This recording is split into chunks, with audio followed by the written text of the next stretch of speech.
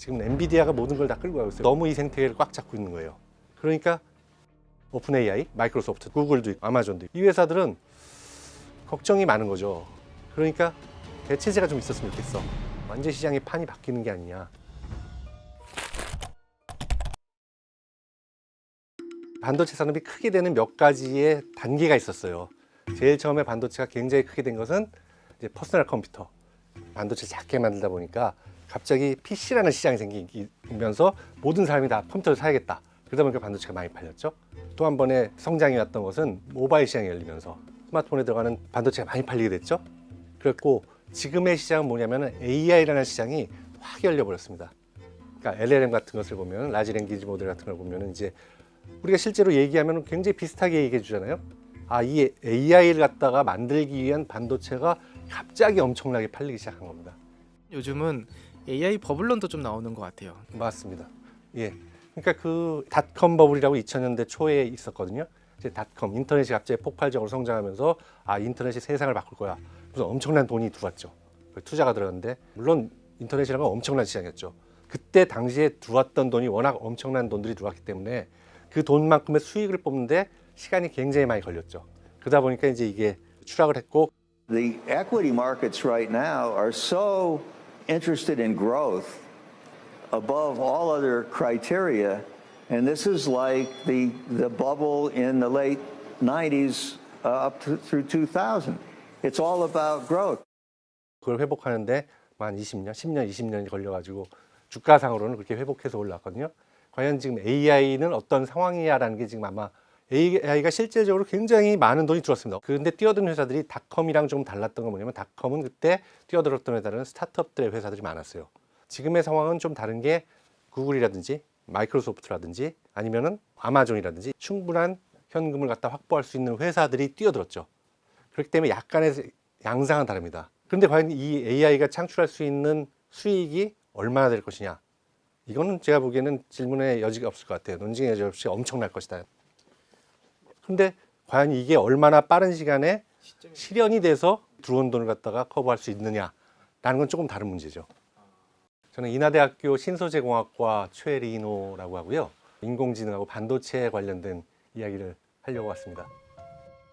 그 대표적인 게 이제 샘 올트먼, 오픈 AI의 대표인데 스타게이트 프로젝트라는 걸 다 만들게 된 거죠. 우리가 AI로서 가는 최종 골은 AGI를 만든 것이다. Artificial General Intelligence, 범용 인공지능.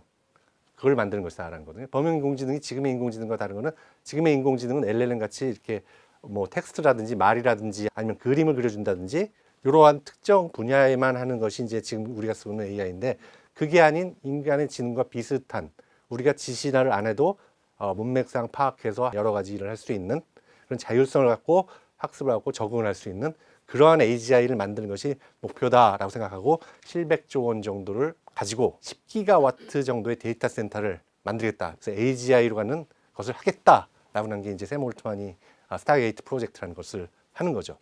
기존에 지금 여러 회사들이 투자하고 있는 데이터 센터 이걸 이 AI를 만들기 위해서는 이 가속기들을 한두 개가 필요한 게 아니라 엄청난 숫자가 필요하거든요. 전기 소모량이 굉장히 중요합니다. 워낙 반도체를 돌리는데 전기가 엄청나게 필요하거든요. 그러니까 그걸 갖다 이제 따지는 단위를 전기 단위로 따집니다. 지금 우리가 돌리고 있는 데이터 센터를 생각했을 때 엄청나게 많은 양입니다. 1기가와트가 원자력 발전소 한 대 정도니까 10개가 이상이 될 수도 있고 그 정도가 있어야 생산될 수 있는 전기량이에요. 그걸 단순히 그 AI를 만들기 위해서 돌리는 걸 쓰겠다라는 얘기거든요. 그러니까 앞으로도 그런 시장이 계속 나올 수밖에 없는 거죠. 그러니까 그러다 보니까 이 시장이 어떻게 성장할지는 엄청난 상황인 거죠, 지금. 과연 이렇게 만들어지는 그 인공지능이 돈을 벌어오는 것이 폭발적으로 성장하느냐 안 하느냐가 이제 버블이냐 아니냐를 갈라주는 이야기가 되겠죠. 그렇다면은 그건 아직 이제 뭐 데이터 센터도 안 지었고 아직 한참 걸릴 일이니 한 뭐 2, 3년 동안은 걱정은 안 해도 되는데. 사실은 지금 상황은 그런 상황이죠. 그걸 갖다 생산하고 있는 회사들은 당연히 좋을 수밖에 없는 상황이죠, 지금은.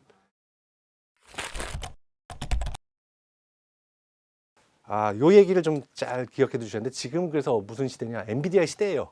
지금 엔비디아가 모든 걸 다 끌고 가고 있어요. 왜냐하면 AI 가속기라고 하는데 그게 갑자기 수요가 폭증했던 것은 그 챗 GPT가 나오면서 LLM 모델이라는 게 정말로 어느 정도 우리가 돈을 지불할 만한 서비스더라. 돈을 갖다가 받을 수 있는 서비스가 되고 그럼 필요한 게 뭐냐라고 했을 때 가속기였던 거죠. 그러니까 정보를 병렬로 굉장히 빠르게 처리할 수 있는 AI 가속기라는 게 필요했던 것이고 그것을 준비하고 있었던 회사가 그 유명한 엔비디아라는 회사인 거죠. 엔비디아라는 회사가 이미 자기네가 만들고 있던 그래픽 GPU가 AI에 딱 맞는 병렬 연산이라고 해가지고 꽤 오래전부터 준비를 하고 있었던 거예요. 2006년부터 처음에 AI를 가속기를 공급을 시작했고 계속 거기에 맞게 외부 생태계를 구성해 왔던 거죠. 그 상황에서 갑자기 사야 되는 상황이니까 엔비디아의 가속기 수요가 엄청나게 폭발적으로 늘었던 것이고 엔비디아가 설계를 하고 TSMC가 만드는 것이고 거기에 굉장히 많은 데이터를 확 넣어줘야 되는 메모리가 필요했는데 그 메모리는 SK 하이닉스가 만들던 거죠. 그래서 그 수요가 엄청나게 폭발적으로 성장을 해버렸던 거죠. 그러다 보니까 그 엔비디아의 주가는 뭐 하늘 높은 줄 모르고 올라갔고 TSMC 마찬가지고 SK 하이닉스 올라왔던 것이고 지금 상황은 그렇게 된 상황입니다. 그렇게 오랫동안 준비를 해가지고 그 생태계를 만들어놨기 때문에 그 셋은 엄청나게 파워풀하게 지금 나가고 있는 중입니다. 근데 이걸 받아서 쓰는 회사들은 오픈 AI, 그리고 마이크로소프트도 있고, 구글도 있고, 아마존도 있고, 이 회사들은 걱정이 많은 거죠. 엔비디아가 너무 이 생태계를 꽉 잡고 있는 거예요. 엔비디아를 물론 지금은 잘 쓰고 있지만 제가 돈을 많이 버는데 다른 대체제가 좀 있었으면 좋겠어 라는 생각들을 당연히 할 수밖에 없는 거죠. 그 대체제는 당연히 AMD가 될 수밖에 없는 거죠. 왜냐하면 GPU를 만드는 회사는 엔비디아 아니면은 AMD니까. 그러니까 AMD에다가 돈을 밀어줄 테니까 한번 만들어 봐라 라고 지금 계약을 한서를 준 상황이죠. 다음에 만드는 다음 MI 450일 텐데 그걸 열심히 한번 만들어 봐라 라고 계약을 한 상황이죠. 엔비디아랑 경쟁을 척을 지고 할 수 있는 상황은 아니고 이걸 갖다 이제 대체제로서 어느 정도 할 수 있는지를 키워보고 싶은 상황인 거죠. 우리나라는 일단은 두 군데는 다 소재 부품을 지금 다 긴밀하게 납품하는 데니까 이 사이클이 우리한테 왔다라고 보시는 거네요. 가속기를 구성하는 것은 그러니까 계산하는 GPU가 있어야 하는 것이고 거기에 엄청나게 많은 데이터를 밀어줄 수 있는 메모리, HBM이 붙어야 되는 건데 이 HBM은 D램을 갖다 이렇게 여러 개를 쌓아가지고 만드는 거거든요. 근데 D램을 만드는 회사는 3개, 4개라고도 부를 수 있고 3개가 SK 하이닉스, 삼성, 그리고 미국의 마이크론. 제가 3개가 아닐 거라고 얘기하는 게 굉장히 중요한 포인트인데 하나가 중국 회사가 있습니다. 예. 창신반도체. 예, 창신이 있습니다. 예. 거기가 D램을 열심히 하고 있고 레가시 D램들을 만들고 있어요. 그리고 여기도 엄청나게 HBM을 만들기 위해서 노력을 할 것이고 근데 지금 현재 남던 HBM을 만드는 건 요 세 회사인 것이고 그래서 이 세 회사 거는 여기가 엔비디아가 됐든지 AMD가 됐든지 들어갈 수밖에 없어요. 그러니까 이렇게 생각하시면 돼요. 그냥 타이어 회사예요, 우리는. 그 메모리 회사들은. 근데 갑자기 어떤 자동차가 팔리기 시작했냐면 여러분들 그 고속도로에 가면은 바퀴 엄청 달린 트럭 있잖아요. 그게 갑자기 엄청나게 팔리기 시작한 거예요. 타이어는 계속 들어가니까 타이어 회사는 당연히 엄청나게 많이 팔릴 수밖에 없는 거죠. 삼성이라는 건 기본적으로 반도체 쪽에서는 메모리, 파운드리 두 개인데 이제 메모리라고 하면 프로덕트로 크게 치면 이제 D램 그리고 이제 프레시 메모리. 근데 이 시장들이 다 좋아졌습니다. AI가 뜨면서 다 굉장히 많은 수요가 생겼기 때문에 수익성들이 상당히 좋아졌죠. 사실 삼성이 아까 말씀하셨지만 HBM으로는 아직 못 들어갔으니 엔비디아에 우리가 핸드폰이라든가 다른 이제 자동차라든가 반도체 많이 들어가잖아요. 맞습니다. 예. 거기 들어가는 D램 시장에서 수익을 거뒀다는 뜻인가요? 그렇죠. 모바일 D램 아니면은 저기도 그 서버에도 D램은 들어가니까. 그리고 AI 시장이 터지면서 그 외곽에 필요한 장비들이나 거기에 필요한 메모리 시장들도 엄청 커졌거든요. 그러니까 거기에 수익성이 좋아진 거죠. 근데 아직까지 파운드리 부분에서는 TSMC에 그렇게 상대를 할 만한 상황이 아니죠. 수익이 이번에 잘 나긴 했는데 지금 두 가지 영역을 여전히 해결을 못 하고 있네요. HBM이랑 파운드리. 맞습니다. 근데 이게 기술적으로 못 잡나요? 아예 못 잡을 건 아니죠. 시작 어떤 스타트가 잘못돼가지고 기술을 잘못 도입된 부분이 컸고, 그리고 그 시점상으로서 삼성이 HBM 쪽에 이렇게 시장이 크게 성장할 줄은 몰랐습니다. 그렇기 때문에 그 시점에서 HBM에 최선을 다하지 않았었죠, 사실은. 따라오는데 약간 시간이 있을 뿐 따라올 거라고 생각합니다. 어느 순간에는. 예. 뭐 언제가 될지 모르겠지만 따라온다면 또 지금의 좋은 실적이 또 더 얹혀질 수도 있는 상황인 거네요. 맞습니다. 지금 같이 AI 시장이 아주 지속 성장이 계속 된다면 계속될 걸로 전망이 되고요. 그러면 삼성 실적도 좋아지겠죠. 그러니까 수익률이라는 걸 봐야 되는데 엔비디아의 수익률이 이게 제조회사에서 과연 이렇게 날 수 있을 것인가? 제조회사가 이렇게 수익률을 낼 수가 없는데 거기에 비해서 삼성은 그렇게 높은 수익률을 높이지 못했죠. 그 가장 큰 원인은 그 엔비디아의 생태계에 지금 아직까지 못 들어가 있는 것이 가장 큰 것이죠. 우선 지금까지 말씀드린 맥락이 그렇게 화려한 기간은 아니지 않나요? 지금까지는 수익을 안 좋았던 상황에 비해서 좋아지고 있는 것이죠. 그렇지만 아무튼 메모리 쪽에서는 아까 말씀드린 대로 엔비디아의 생태계에 어떻게든 들어가야 된다.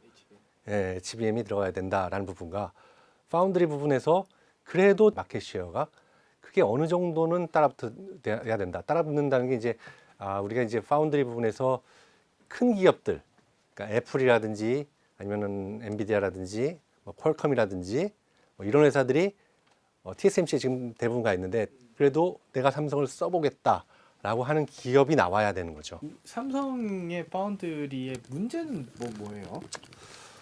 우선은 원래 1등인 적이 없었나요? 일정인 적이 없었죠. 이게 TSMC가 만든 그 산업이고 TSMC가 굉장히 오랜 기간 고생을 하면서 이 산업의 생태계를 다 만들어놨기 때문에 삼성은 늦게 들어온 후발주자였고 후발주자 중에서는 굉장히 선전을 했어요. 굉장히 선전을 해가지고 살아남은 후발주자이고 그런데 최근에 와가지고 몇 번의 기술적인 실책을 좀 했죠. 그래가지고 고객의 신뢰를 잃었습니다. 우리가 이 정도 할 수 있다라고 해서 고객을 받았는데 고객이 원하는 성능을 못 내줬죠. 성능이란 것은 전기가 덜 먹어야 되고 그 속도가 나와야 되고 그런데 전기를 많이 먹어서 발열이 막 되고 그러다 보니까 성능이 안 나오니까 성능을 줄여야 되고 발열을 줄이기 위해서 그리고 또 수율이 안 좋아가지고 언제까지 얼마큼을 만들어주겠다는데 그걸 못 맞추고 이런 상황들이 벌어져가지고 고객의 신뢰를 잃었거든요. 그러다 보니까 이제 고객이 TSMC로 돌아간 고객들도 있죠. 그러니까 그걸 회복을 해야 되는 건데 요즘 듣는 얘기로는 수율도 많이 올라왔고 기술적으로 꽤 그래도 많이 근접해서 따라오고 있다라는 얘기를 듣고 있으니까 좋은 소식이 있을지 않을까 기대합니다. 예.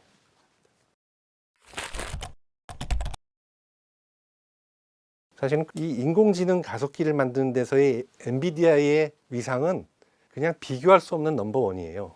내가 이걸 필요하다라고 하는 그 메모리 스펙을 줬는데 그걸 지금 유일하게 맞추고 있는 회사가 SK 하이닉스입니다. SK 하이닉스가 유일하게 그 스펙을 맞춰가지고 납품을 하고 있는 거죠. 그런데 이제 다른 회사들도 그래서 열심히 거길 들어가 보려고 하는데 기술적으로 약간의 한계들이 있어요. 그래서 못 들어가고 있는 중이에요.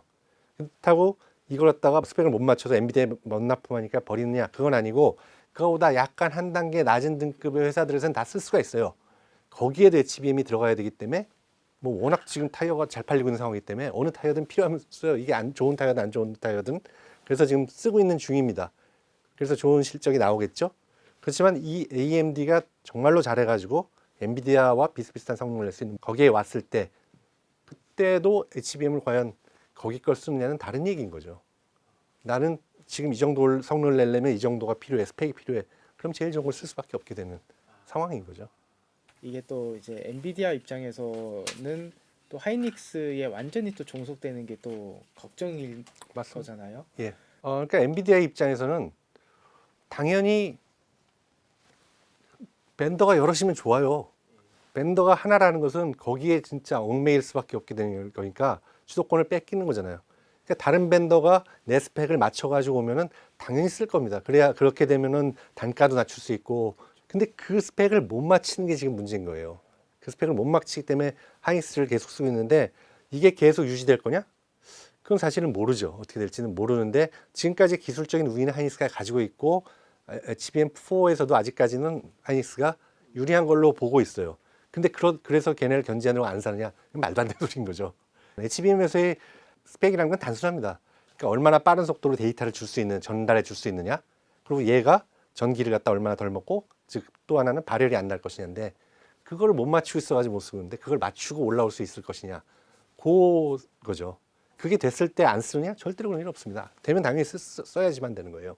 아까도 말씀드렸지만 반도체라는 것은 그 부품 산업이에요. 부품 산업이니까 시스템 산업이 많이 팔리면은 당연히 부품도 많이 팔립니다.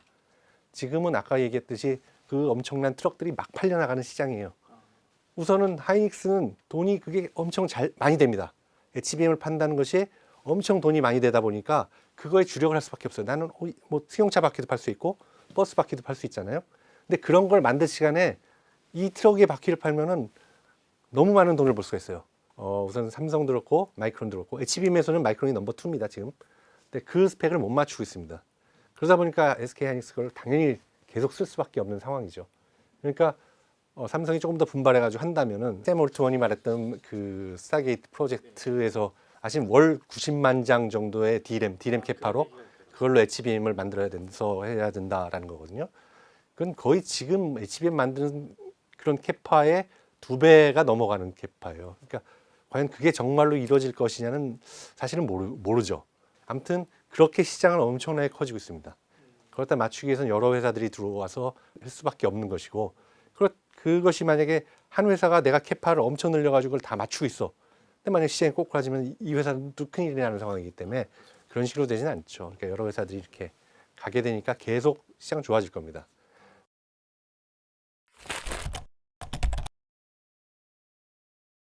우리는 결국에는 반도체, AI 반도체에서 부품을 납품하는, 타이어를 납품하는 맞습니다. 공장을 큰 걸 2개 가지고 있는 거잖아요. 맞습니다. 예. 부품이죠, 부품. 부품. 일단은 AI 관련한 수요가 폭발적으로 지금 늘고 있기 때문에 맞습니다. 그냥 우리는 이렇게 하던 대로 그냥 계속 잘 만들어내면 되는 건지, 아니면 이 문제가 되게 풀리지 않는 문제가 있는데 이게 누가 먼저 이거를 빨리 풀어내느냐의 싸움이다, 뭐 이런 게 있을지. 좋은 질문이시고요.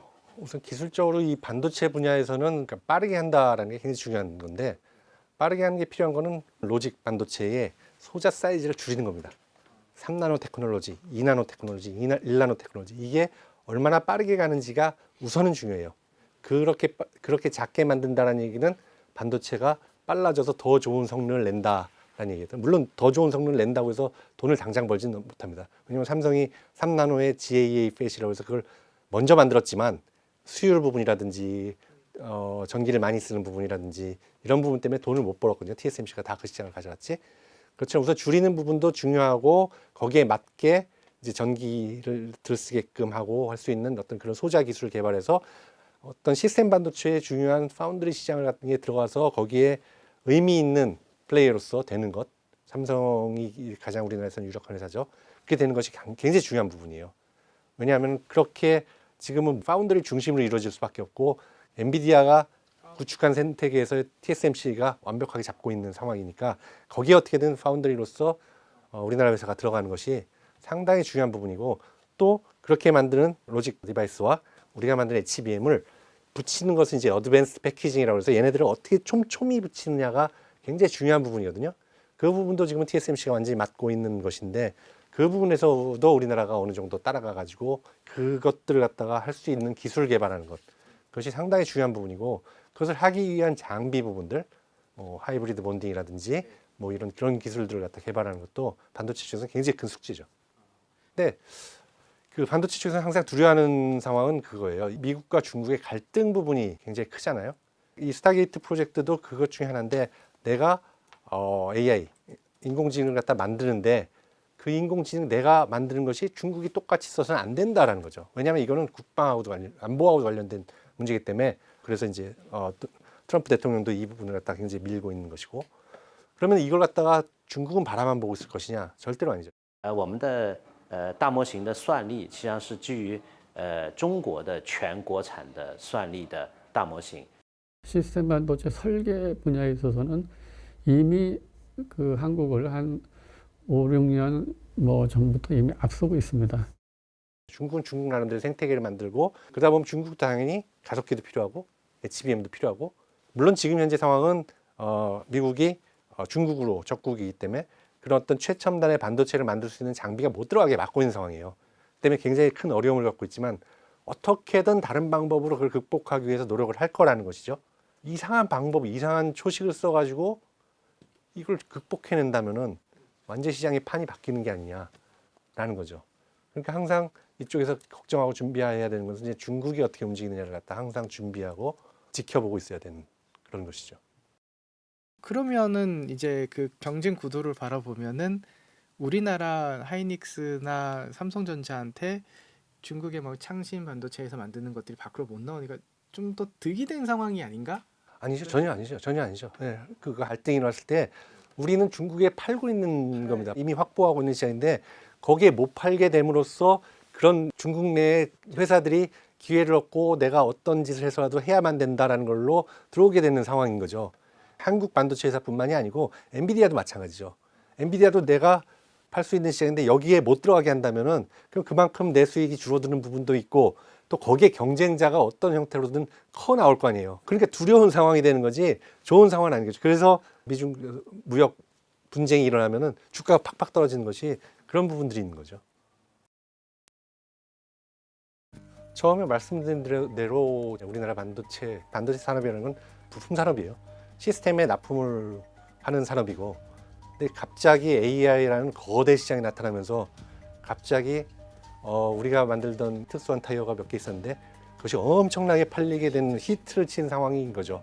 그래서 약간의 착시가 일어나고 있는데 우리나라가 그 AI라는 특수한 어떤 시장, 지금 엄청나게 커지는 시장에서 하는 것은 그 특수한 바퀴를 생산해서 납품하는 거기에 있습니다. 이 시장은 그 정도 규모의 시장이 아니거든요. 얘가 할 수 있는 시장은 너무나 커요. 얘가 그 에이전틱 AI로도 갈 수 있고 피지컬 AI도 가야 되고 이것들이 폭발하면 산업이 어떻게 바뀔지 AI라는 게 산업이랑 붙으면서 어떻게 바뀔지 모르는 상황이거든요. 이번에 에이펙에 모이는 것들도 그 전체 AI 생태계를 갖다 어떻게 구축할 것이냐라는 거거든요.